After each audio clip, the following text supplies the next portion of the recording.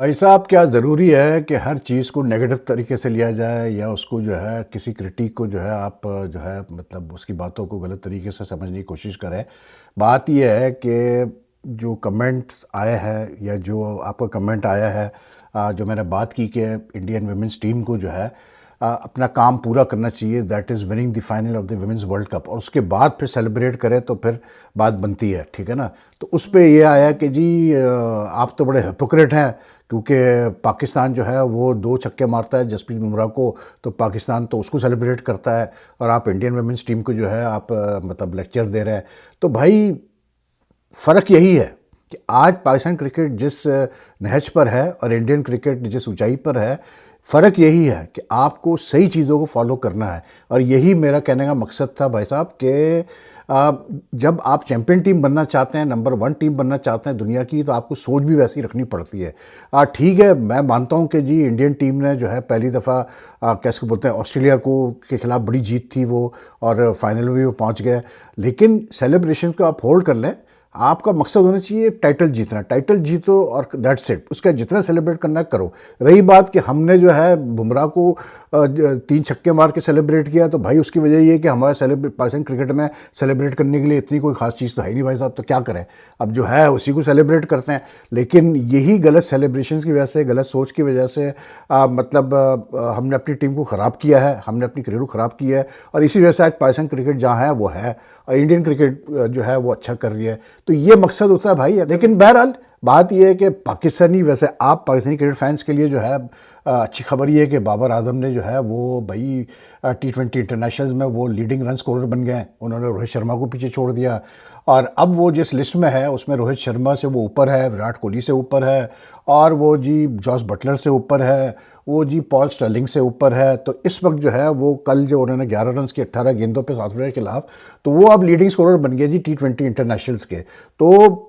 खुशियाँ मना रहे हैं आप, बनाए, आप बिल्कुल खुशियाँ बनाए, पाकिस्तानी क्रिकेट फ़ैन आप बिल्कुल खुशियाँ बनाएं। क्यों नहीं बनाना चाहिए आपको खुशी, आपको बिल्कुल बनानी चाहिए, आपको खुशी बनानी चाहिए। लेकिन भाई ये खुशी में जो है ना एक सच भी जो है छुपा हुआ है, और उस सच को भी देखना बहुत ज़रूरी है हमें। और वो सच ये है कि अगर आप वो लिस्ट देखें 5 बैट्समैनों की जिसमें बाबर टॉप पे है, तो उसमें आपको 2 चीज़ें बड़ी जो है ना वाज़ेह नज़र आ जाएंगी। वो ये है कि बाबर का बैटिंग एवरेज तो बहुत अच्छा है, ठीक है ना, लेकिन अगर आप उसका स्ट्राइक रेट देखें, और अगर आप उसका जो है मतलब number of sixes hit in T20 international देखें, तो आपको अंदाज़ा हो जाएगा कि क्यों बाबर को दिसंबर 2024 के बाद ड्रॉप किया गया था T20 से, जिसका, और वो जो वापस आया है वो अब तक मेरी तो मतलब अगर आपको समझ में आया हो तो आप बता दीजिएगा मुझे कि वो किस बुनियाद पे वापस आए टीम में T20 की। मुझे तो नहीं समझ में आया, क्योंकि जब उनको ड्रॉप किया गया था तो यही कहा गया था, यही चीज़ कही गई थी कि जी बाबर आजम को स्ट्राइक रेट और एबिलिटी टू हिट बाउंड्रीज, छक्के मारने की इसकी जो एबिलिटी है वो बहुत जो है वो ठीक नहीं है T20 क्रिकेट के लिए, और उसको इम्प्रूव करनी पड़ेगी, ठीक है। तो वो तो ऐसी कोई चीज़ हुई नहीं। लेकिन भाई साहब पाकिस्तान क्रिकेट है, आप भी जानते हैं कि पाकिस्तान क्रिकेट में तो कुछ भी हो सकता है, तो वो हुआ। अब आप देखें इस लिस्ट में बाबर आजम का स्ट्राइक रेट सबसे कम है, ठीक है, 123 कुछ का स्ट्राइक रेट। मैं बल्कि कंफर्म कर देता हूँ आपको कितना स्ट्राइक रेट है, और छक्के जो है उसके 73 छक्के हैं जी टोटल। अगर आप लिस्ट देखें ना तो आप हैरान होंगे देख के कि रोहित शर्मा जो नंबर 2 पे है उसके 205 छक्के हैं भाईजान, 205 छक्के हैं उसके। ये देखें बाबर आजम का स्ट्राइक रेट 128.77 है, रोहित का 140.89 है, विराट का 137.04 है, जॉस बटलर का 148.97 है, और पॉल स्टर्लिंग का 134.86। Number of sixes hit Babar Azam 73 भाईजान, उसके बाद रोहित 205, फिर विराट 124, फिर 172 जॉस बटलर ने मारे छक्के वनडे अपना T20 इंटरनेशनल में, और 133 मारे जी क्या बोलते हैं अपना स्टर्लिंग ने। तो स्ट्राइक रेट और the ability to hit sixes जो कि आज बहुत मैटर करता है, आपको पता ही है T20 में, तो उस मामले में बाबर अभी भी बहुत लैग कर रहे हैं। और जो लोग उनको सपोर्ट करते हैं, उनको पुश करते हैं, मतलब वो चाहते हैं कि बाबर पाकिस्तान से खेले, तो अच्छी बात है। लेकिन फिर वो बाबर को ये भी समझाए भाईजान कि आपको भी समझाना चाहिए बाबर को ये बात कि भाई आप जो है ना इन 2 चीज़ों पे बड़ा काम करें आप। क्योंकि कल भी जो उन्होंने बैटिंग की 11 रन किए, 18 बॉलों पे 11 रन, मतलब 11 रन किए, जो कि मतलब T20 में समझा जाता है कि जी ये तो मतलब इट्स नॉट गुड इनफ। तो बहरहाल क्या कह सकते हैं यार, ये चीज़ें तो मतलब चलती रहती। रही बात और मामलात की, पाकिस्तान ने कम से कम T20 इंटरनेशनल जो था दूसरा वो तो जीता, तो उससे ये हुआ कि कम से कम सीरीज़ लेवल हो गई है, 1-1 हो गई है। क्योंकि इस साउथ अफ्रीकन टीम से, जो कि कमज़ोर टीम है टू बी वेरी ऑनेस्ट, अगर इससे भी अगर हम हार जाते हैं T20 सीरीज़, तो फिर तो यार सोचने का, फिर तो वाकई जो है ना, मेरा तो दिमाग चकरा जाता, आपका चकरा जाता है, नहीं चकरा जाता मुझे नहीं पता, मेरा दिमाग कम से कम चकरा जाता। अब आप देखें PSL में, पाकिस्तान सुपर लीग के मामला को ही देख लें, अब तक पाकिस्तान क्रिकेट बोर्ड ने मतलब कोशिश ही नहीं की है, जो मुझे अब तक पता है, कोशिश ही नहीं की है भाई साहब कि वो मुल्तान सुल्तान्स के ओनर अली तरीन को कांटेक्ट करें या किसी के थ्रू उनसे कहे कि जी आप बोर्ड में कांटेक्ट करें और बैठ के उनके साथ मामलात को हल करने की कोशिश करें। तो इसका क्या मकसद है? मतलब क्या पाकिस्तान क्रिकेट बोर्ड ये मैसेज भेज रहा है कि भाई ठीक है, आपने जो बोलना था आपने बोल दिया, हम तो जो आपने पॉइंट्स रेज किए, आपकी जो डिमांड्स की, हम तो वो नहीं कर सकते, तो आप तो जाए PSL से बाहर, हम आपको बाहर कर देते हैं।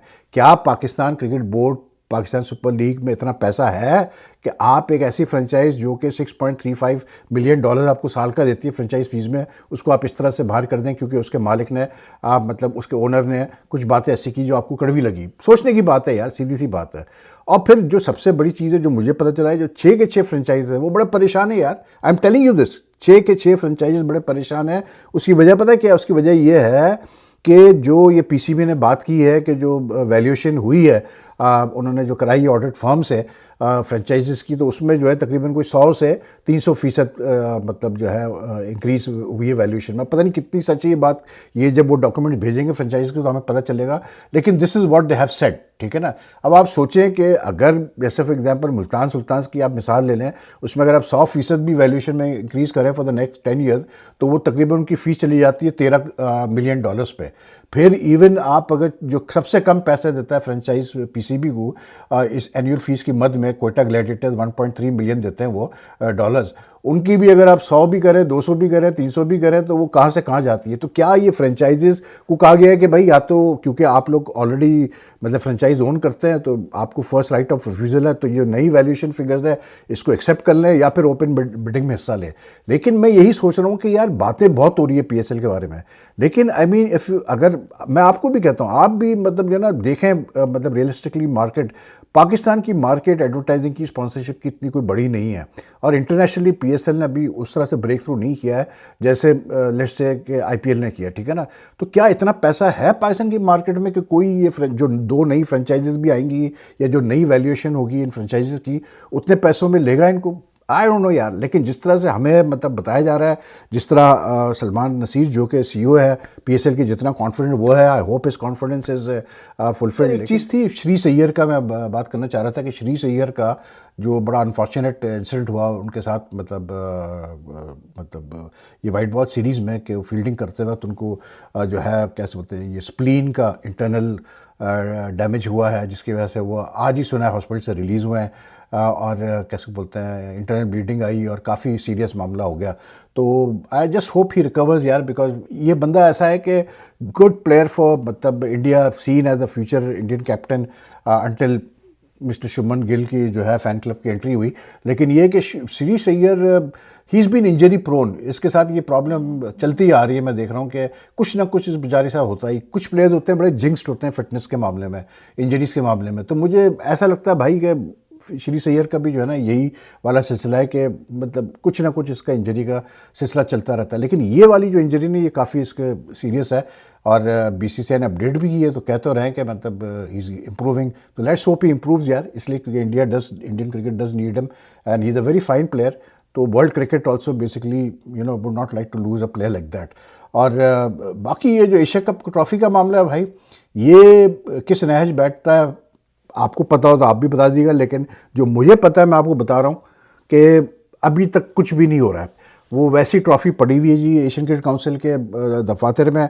अब जो BCCI के जो जॉइंट सेक्रेटरी है देवाजीज साइकिया, उन्होंने ये कहा है कि जी हम अगर ये ट्रॉफ़ी हमें 2-3 दिन में नहीं मिली, BCCI के हेडक्वार्टर्स नहीं पहुंची मुंबई में, तो हम फिर ये मामला ICC की जो मीटिंग है 4 से 7 तक नवंबर तक दुबई में, उसमें उठाएंगे कि ये कैसे ट्रॉफ़ी जो है एशियन क्रिकेट काउंसिल के जो चेयरमैन है मोहसिन नकवी, इन्होंने रोक के रखी हुई और क्यों नहीं दी अब तक इंडियन टीम को। अब बात ये है कि यार मैं अगर सीरियसली बात करूँ, बात ये है कि ये मामला जो है ना, देखें मैं मैं किसी को वो नहीं करता, लेकिन जब दो कंट्रीज़ के दरमियान जब बैड ब्लड होता है ना, तो फिर वो हर चीज़ को पैट्रियटिज्म के नाम पे जो है वो कर दिया जाता है कि जी जस्टिफाई करते हैं कि जी सही हुआ। लेकिन यार एशिया कप जिस माहौल में खेला गया, जो जो शुरुआत हुई क्रिकेट में पॉलिटिक्स को लाने की, या पाकिस्तान इंडिया के ताल्लुकात को, या जो कॉन्फ्लिक्ट हुआ था मेक वो उसकी चीज़ों को मतलब लाने की एशिया कप में, वो वहाँ से एशिया कप ख़राब हो गया था। अब क्या है कि मोहसिन नकवी हुए इंटीरियर मिनिस्टर भी है भाई, मतलब पाकिस्तान के, तो जाहिर सी बात है वो more than cricket I think वो पॉलिटिकल पॉइंट स्कोरिंग को देख रहे हैं, डिप्लोमेटिक पॉइंट स्कोरिंग को देख रहे हैं। वो अपना एक मतलब वो दिखाना चाहते हैं कि जी मुझसे अगर ट्रॉफ़ी नहीं ली तो फिर किसी मिलेगी नहीं ट्रॉफ़ी। लेकिन ये मामला आईसीसी में, जैसे मैंने आपको पहले बताया था, ये आईसीसी में जाने वाला है मामला। तो जब ये जाएगा आईसीसी में मामला, तो वहाँ पर I don't think relations are going to improve between Pakistan and India like after this thing goes to the ICC meeting.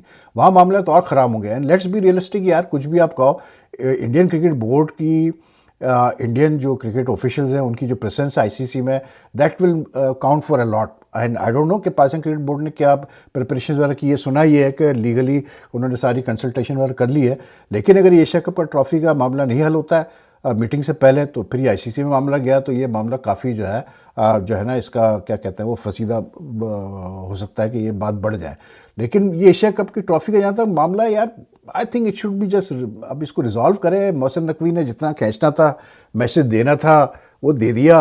अब ट्रॉफी को पैक करवाओ एशियन क्रिकेट काउंसिल के दफ्तर से और भिजवा दो भाई, मतलब बीसीसीआई के दफ्तर, जैसे वो कह रहे हैं कि 2 या 3 दिन में ट्रॉफी भेज दें, आप तो कर दें तो ज़्यादा बेहतर है भाई। That would be like good for everyone, good for cricket also. और फाइनली मतलब ये वीकेंड तो काफ़ी मैचेस हैं। इंडिया ऑस्ट्रेलिया T20 भी है, पाकिस्तान साउथ अफ्रीका का आखिरी T20 भी है। मोर इम्पॉर्टेंटली संडे को जो है विमेंस वर्ल्ड कप का फाइनल है between India and Australia.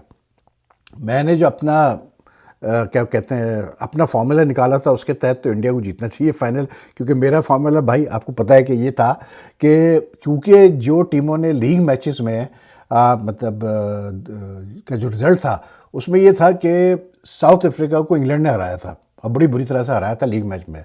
South Africa ने इंग्लैंड को हरा दिया जी सेमीफाइनल में। फिर ऑस्ट्रेलिया ने इंडिया को हराया था लीग मैच में, इंडिया ने जी ऑस्ट्रेलिया को हरा दिया। अब जो साउथ अफ्रीका इंडिया का मैच लीग मैच में हुआ था, उसमें साउथ अफ्रीका जीता था, तो उस हिसाब से मेरे फार्मूले के तहत जो इंडिया को अब साउथ अफ्रीका को हराना चाहिए फाइनल में। But I think it's going to be a very good match. देखिए ये साउथ अफ्रीकन जो टीम है ना, ये बड़ी अनप्रेडिक्टेबल टीम है। इस पर भी अनप्रेडिक्टेबल का टैग आप लगा दें। जिस तरह से सेमीफाइनल में इन्होंने यानी कि भुस भरा है उसका इंग्लैंड का बैटिंग करते हुए, और जिस तरह से even against Pakistan when they played, जिस तरह से उन्होंने मतलब उनके बैटर्स ने शॉट्स खेले और बड़े बड़े स्कोर किए, they are a dangerous side. लेकिन आई थिंक कि होम एडवांटेज बहुत बड़ा इंडिया के लिए, प्रेशर अपनी जगह, लेकिन मैं समझता हूँ कि मतलब होम एडवांटेज इंडियन वुमेन को बहुत मिलेगा। और फिर मतलब पूरा क्राउड इनके पीछे होगा। प्लस फिर ये कि there is history involve in the sense के इसी मतलब 2023 में इंडिया में फाइनल हुआ था मेंस 50 ओवर्स वर्ल्ड कप का, तो उसमें unfortunately India couldn't win against Australia in the final. तो now this final, women's final is a very good opportunity to मतलब मतलब उस चीज़ को खारिज करके कि जी हम जीत गए फाइनली इंडिया में। तो I think Indian women have a very good team on paper. The Indian women team looks more balanced to me in the sense के उनकी बैटिंग में डेप्थ बहुत है। और साउथ अफ्रीका जो है ना, वो उनके 2-3 प्लेयर्स बहुत अच्छे फॉर्म में। मुझे जो सबसे ज़्यादा जो लग रहा है कि इंडिया को ख़तरा होना चाहिए, वही वो लड़की से जो नादान क्लार्क है, कर्क क्या नाम है उसका, वो बहुत अच्छा खेल रही है, और उसने इंडिया के खिलाफ लीग में भी बहुत अच्छा खेला था, और उसी ने मैच जिताया था बल्कि साउथ अफ्रीका को। फिर जो उनकी कप्तान है लॉरा वॉलवर्थ, वो मतलब पिछले मैच में बड़ा स्कोर करके आई है। जो है ताजमीन बेट जो है वो भी अच्छा खेल रही है। कैप्स जो है she is bowling very well, she is batting very well. तो they South Africa will depend on the senior players a lot, because I don't think कि ये फिर प्लेयर्स जो है आगे अगला वर्ल्ड कप खेल पाएंगे 50 ओवर्स का। लेकिन it should be a very very interesting मतलब फाइनल। और पहली दफ़ा ऐसा हो रहा है, I will be very honest, कि मैं तो वुमेन्स क्रिकेट को इतना क्लोजली फॉलो नहीं करता, लेकिन जो मैंने सेमीफाइनल देखे ना, और उसमें जिस लेवल की मतलब मैंने कॉम्पिटिटिवनेस देखी, जो कि मैं अभी भी कहता हूँ कि मतलब आप मेरी बात से अग्री करें ना करें भाई, सीधी सी बात है, लेकिन मैं अभी भी कहता हूँ कि गैप है मेंस और वुमेन्स क्रिकेट में काफ़ी। लेकिन फिर भी यार जो मज़ा आया देखने का, मतलब वो सेमीफाइनल, तो I think this final will also be very good to watch. तो I am also looking forward to it. तो देखते हैं क्या होता है। बाकी ये वीडियो पसंद आए तो लाइक एंड शेयर कीजिएगा भाई।